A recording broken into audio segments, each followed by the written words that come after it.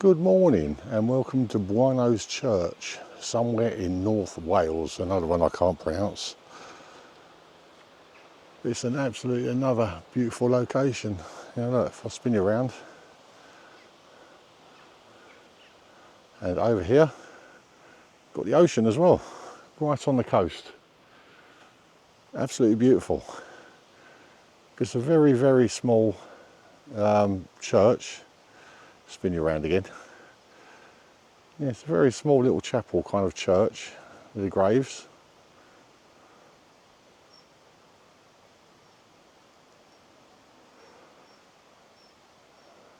But anyway, that's not why we're here. Well, it is actually why we're here. I'm going to show you around this little churchyard.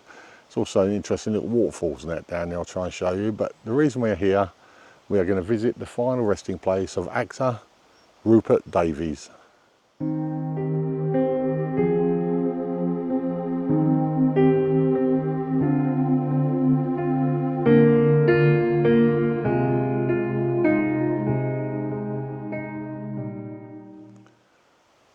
Now, Rupert Davies, I remember him in Megray, because my mum always watches these like detective drama series things, like Poirot and Miss Marple and all the rest of them.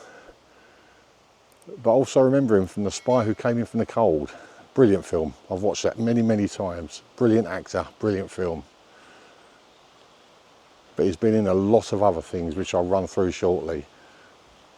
But before we do anything else, I'm going to spin you around and I'm going to tell you a little bit about Rupert Davies while we have a look around this little churchyard. He was born Rupert Lisbon Gwynedd on the 22nd of May 1916 to father Howard Davies and mother Lou Lloyd, née Thomas. Both parents were born in Wales, he in Llanfaglan, a small fishing village in Carmarthenshire, she in Cardigan. His father was a bank manager for the London and Provincial Bank at the time of Rupert's birth. They lived above the bank at 189 Walton Road, Liverpool, L4. At age 16, Rupert was sent off to a training ship with a view to a merchant navy career. His parents had by this time moved to London. He spent some years at sea sailing before switching to the Royal Navy just before the outbreak of World War II. His motivation for joining the Royal Navy was to fly, and he trained as an observer with the Fleet Air Arm, initially serving on the aircraft carrier HMS Glorious in the Indian Ocean.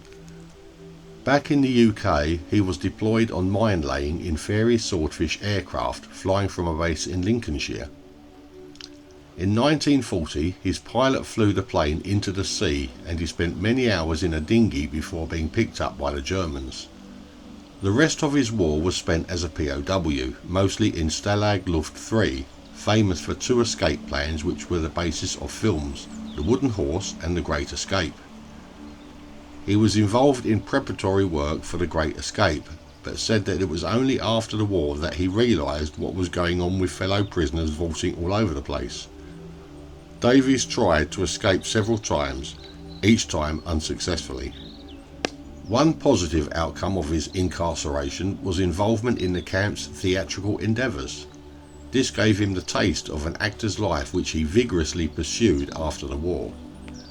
His first appearance on BBC TV was in 1946 and he acted in repertory for many years. He came to national prominence in the early 1960s, having secured the role of Inspector Megray on the BBC. The crime drama series was to run for 53 episodes between 1960 and 1963. His other TV work included many of the top drama shows of the day, including The Champions, Flying Doctor, Armchair Theatre and Man in a Suitcase. He played Count Rostov in BBC's prestigious adaptation of War and Peace and memorably provided the voice of Professor Ian McLean in Joe 90. He appeared in over 30 films, including a star vampire-killing priest in Dracula Has Risen from the Grave 1968, and blockbusters such as Waterloo 1970 and Zeppelin 1971. Davies also played supporting roles in many films, appearing briefly as George Smiley in The Spy Who Came In From the Cold 1965 and Witchfinder General 1968. A pipe smoker like Jules Maigret in 1964, having released a 45 RPM single, Smoking My Pipe, late the previous year, that capitalised on the Maigret opening sequence, he became the first person to win the Pipe Smoker of the Year award. He was the subject of This Is Your Life in October 1962 when he was surprised by Eamon Andrews in central London. Rupert Davies died of cancer aged 60 on the 22nd of November 1976 in London. He and later his wife were buried in a small churchyard at Pistyll, where they had a holiday home and where we are today.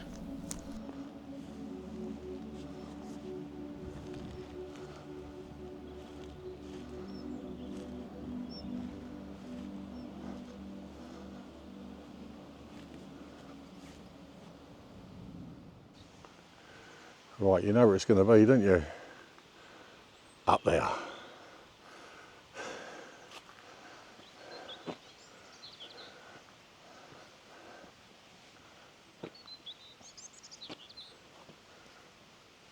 Morning. Morning.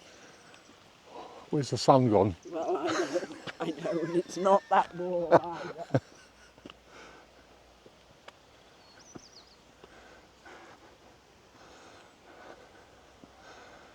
Oh, he's over here. Well, oh, I'm out of breath again. Why are all Welsh cemeteries on hills? Right, he's up here as far as we can go.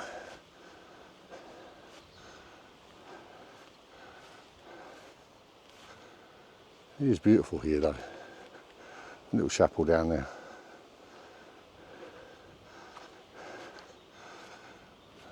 Right, I remember he was up. Oh, here it is. Oh, look at this though.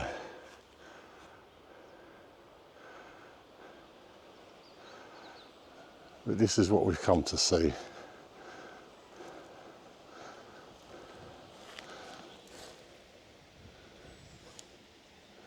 This is the final resting place of Rupert Davies.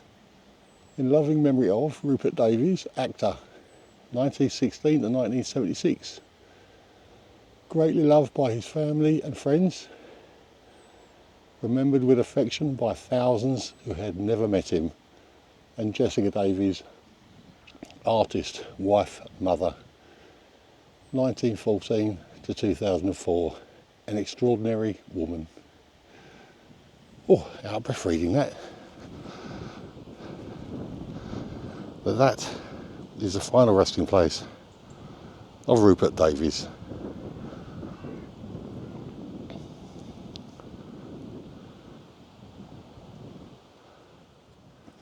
Well, that was the final resting place of Rupert Davies.